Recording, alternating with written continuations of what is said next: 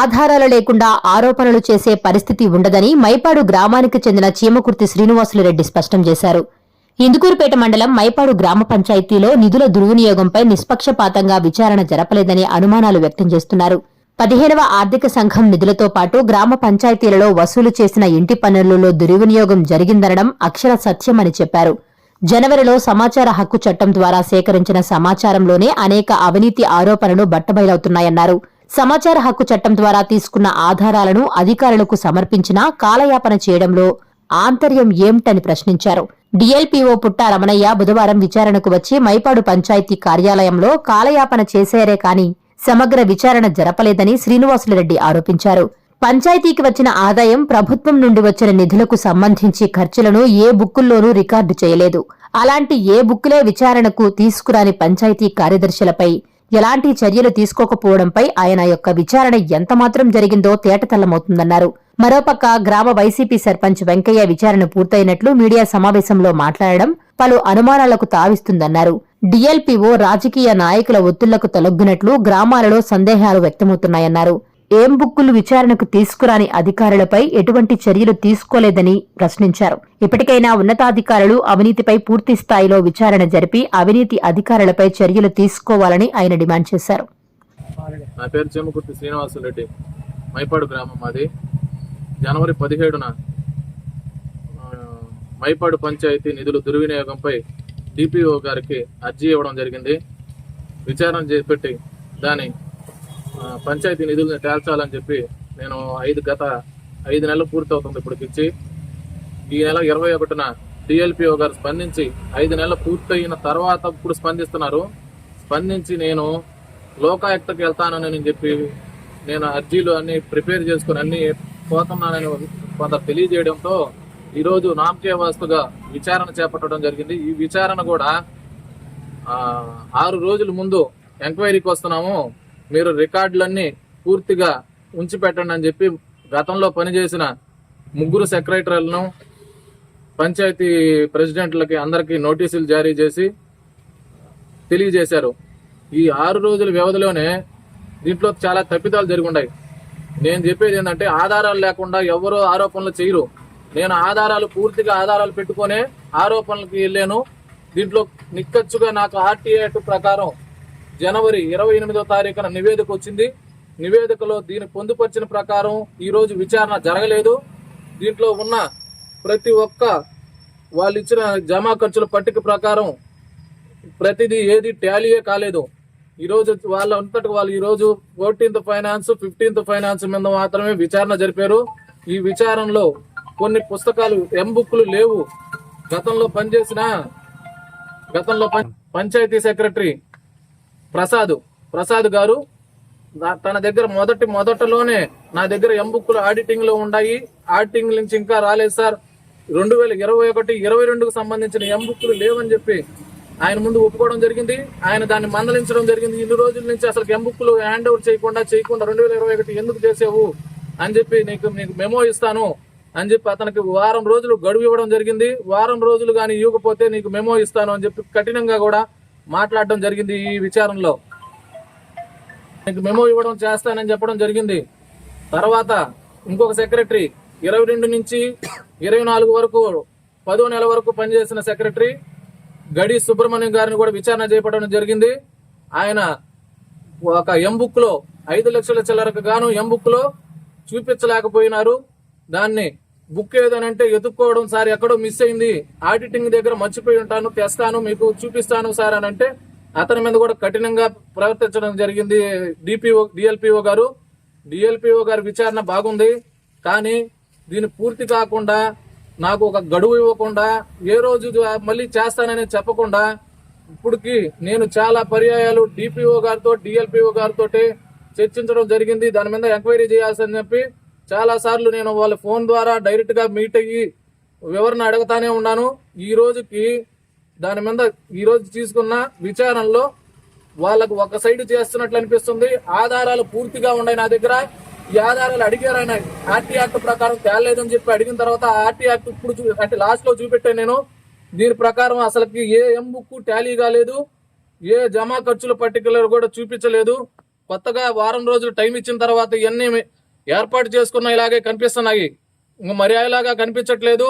దీని మీద ఉన్నతాధికారులు, పై కలెక్టర్ గారు అందరూ దీని మీద విచారణ చేపట్టి దీని మీద తగు చర్యలు తీసుకొని విచారణను కూడా కరెక్ట్ గా చెయ్యాలని చెప్పి, ఇప్పుడుతో విచారణ పూర్తి కాలేదు, మళ్ళీ ఇంకో డేట్ ఇస్తానని చెప్పారు. ఇప్పుడు దాకా నాకు ఏ డేట్ అనేది ప్రకటించలేదు. ఆయన వెంబడే అనుకూలంగా ఆయనకి ప్రెసిడెంట్ గారికి అనుకూలంగా మాట్లాడినట్టే ఉంది. దాంట్లో ప్రెస్ మీట్ లో కూడా నేను కొన్ని ఇంకా ఆరోపణలు చేస్తున్నాను. ఒక ఫ్లాట్ కి సంబంధించి 50,000 రూపాయలు పంచాయతీ అప్రూవల్ లేని లేఅవుట్ కి 2 ఫ్లాట్ల దగ్గర 50,000, 52,000 రూపాయల లెక్కన వసూలు చేస్తున్నారు. ఈ జమా ఖర్చుల పట్టికలో నాకు ఇచ్చిన దాంట్లో మెన్షన్ చేయలేదు. పంచాయతీ పన్నులు పూర్తిగా దుర్వినియోగం అయి ఉన్నాయి. పంచాయతీ పన్నులు ఒక్కొక్క హ్యాచరీ ఓన్లీ రిసార్ట్ దగ్గర నుంచే ₹1,00,000 పైన వసూలు అవుతుంది. ఈ పట్టిక మీకు కొంచెం ఉదాహరణగా చెప్తున్నాను. 2021-22లో ఇంటి పన్నులు ₹5,44,226 వచ్చున్నది. దీన్ని 10% ఇంక్రీజ్ చేస్తే 2022-23లో ₹6,90,430 వచ్చింది. 2023-24కు సంబంధించి ₹1,68,810 మాత్రమే వసూలు చేసినట్టు ఇచ్చున్నారు. 2024-25కు సంబంధించి ఇవ్వలేదు. నేను ఇచ్చుకున్న అర్జీలో కూడా ఈ పూర్తిగా పంచాయతీలో పన్నులైతే 50% తినేసినట్టు నిర్ధారణ అయింది. దీని ద్వారానే నిర్ధారణ అయింది. దీనికి అనుకూలంగా రిపోర్ట్ను ఎంక్వైరీ చేయాల్సిన అధికారి ఎంక్వైరీ చేయట్లేదు. ఎవరు కూడా మేము సామాన్యులు వచ్చి పూర్తి ఆధారాలు తీసుకువచ్చి అందరికీ చూపించి ఈ రోజు ప్రెసిడెంట్ గారు చెప్పుకొచ్చారు. ఆధారాలు లేకుండా కావాలని పెడుతున్నారు, యూట్యూబ్ లో పెడుతున్నారు, కావాలని ఎక్కడ పెట్టినా పంచాయతీ నిధులు దుర్వినియోగం అయిపోతున్నాయని చెప్పి అనుకుంటా అని చెప్తా ఉన్నారు. ఆధారాలు ఉన్నాయి కాబట్టే నేను ఇన్నిసార్లు అధికారులకు చెప్పక ముందు లోకల్లో ఉన్న నాయకులకి ఆధారాలతో సహా వెళ్ళాను, పూర్తి ఆధారాలు చూపించాను. వాళ్ళు చర్యలు తీసుకోవట్లేదు. ఎందుకు తీసుకోవట్లేదు అనేది ప్రజలు మీరే అర్థం చేసుకోవాలి. అతను ఏ పార్టీకి సంబంధించిన వ్యక్తో అసలు ఎందుకు చేస్తున్నారు, ఎందుకు సపోర్ట్ చేస్తున్నారు అధికారులు తెలియజేయాలన్నారు, తెలియజేశాము. దాంట్లో నిక్కచ్చిగా ఎంక్వైరీకి వాళ్ళే కోరుండొచ్చు. సామాన్యుని నేను తిరుగుతానే ఉన్నాను. ఇప్పుడు లోకల్ నాయకుడు ఉన్నారు, నాయకులు ఒక ఎంక్వైరీ చేయమంటే ఎంక్వైరీ చేసి నిగ్గు తేల్చరా? ఎవరి కోసం పనిచేస్తున్నారు? ఊరి అభివృద్ధి కోరుకునేదానికి నేను కూడా సిద్ధంగా ఉన్నాము. నేను గ్రామవాసినే. గ్రామానికి అడ్డుపడుతున్నారు, లెక్కలు అడిగితే తప్పులు అని చెప్తారు. తప్పు అని చెప్తారా? మీరు నిక్కచ్చుగా విచారణ చేయండి, చేసి దాన్ని తేల్చండి. ఇలాంటి మళ్ళీ నేను అడిగానని చెప్పి నా మీద తప్పుడు ఆరోపణలు చేస్తా ఉన్నారు. వాళ్ళకు అనుకూలమైన వాళ్ళ చేత రకరకాలుగా ఎంక్వైరీలు చేయించుకుంటా ఉన్నారు. ఇది కరెక్ట్ అయిన పద్ధతి కాదు. ప్రజలు గమనిస్తున్నారు. నేను ఆధారాలతో పూర్తిగా ఉన్నాను. దీన్ని గాని తప్పుదోవ పట్టిస్తే నేను పై ఆఫీసర్ల దాకా వెళ్తాను. దీన్ని ఎక్కడి దాకైనా వెళ్ళి దీన్ని నిగ్గు తేల్చమని చెప్పి అడగతాను. దీన్ని దయ ఉంచి ఉన్నతాధికారులు దీని మీద స్పందించి చేస్తారని ఆశిస్తా ఉన్నాను. ఏ సంవత్సరం ఎంబుక్కులు లేవు? 2021-22కు సంబంధించి 16 నెలలకు సంబంధించి ఎంబుక్కులు లేవని మొదట్లోనే చెప్పారు. దీన్ని ఆఫీసర్ గారు వారం రోజుల ముందు ఇస్తే వారం రోజుల నుంచి ఏం చేస్తున్నారు వీళ్ళు అధికారులు? సెక్రటరీ గారంటే పంచాయతీకి ఒక హెడ్, రికార్డుని ఎప్పుడు ఒక భద్రపరచాల్సిన అవసరం ఖచ్చితంగా ఉంటది. ఈ భద్రపరచలేని చిన్న కింద స్థాయి అధికారి కాదు. దీన్ని పూర్తిగా వాళ్ళ చేతి వాటం చూపించినట్టే ఉంది. వారం రోజుల నుంచి ఈ రోజుకి పంచాయతీ పన్నులు వివరణ బుక్కులు టేబుల్ మీద పెట్టారా అని అడిగితే దానికి సమాధానం లేదు. మళ్ళీ రెడీ చేసి మళ్ళీ వాయిదా ఇస్తే నెక్స్ట్ విచారణలో అప్పుడు తీసి పెడతారని చెప్పి డిఎల్పిఓ గారు కూడా చెప్పడం ఆశ్చర్యకరంగా ఉంది. ఇది ఈ విచారణ నోటీసుకి అర్థం ఏమిటి? వారం రోజుల్లో బుక్కులన్నీ సబ్మిట్ చేసి మీరు ఉంచాలని చెప్పినప్పుడు టేబుల్ మీద ఉంచని అధికారుల మీద చర్యలు తీసుకుంటారా? తీసుకోలేని మీ ఒత్తిడికి లోనవుతున్నారా? చెప్పలేదు. కొన్నిట్లకి నేను అడిగిన దానికి కొంత ఆయన దగ్గర నుంచి నాకు సమాధానం రాలేదు. ఒక ఫండ్ మొత్తం అంతా కూడా ఎంబుక్కుల్లో ఉన్న ఫండ్లంతా కూడా ప్రెసిడెంట్ గారి సొంత ఫ్యామిలీ మెంబర్స్ అకౌంట్ లోనే జమ ఉన్నాయి. ఇది మామూలుగా పంచాయతీకి సంబంధించిన విధి విధానాలకి కరెక్టేనా కాదా సార్ అని అంటే అన్ని కొన్ని ఎంబుక్లు పని అయ్యి ఉన్నాయి, పని చేస్తున్నారు కదా శ్రీనివాసరెడ్డి అన్న. కొన్నిటికి చేస్తున్నారు, చేసిన దాన్ని నేను సమ్మతించాను, జరుగున్నాయని చెప్పిన పనులు కూడా.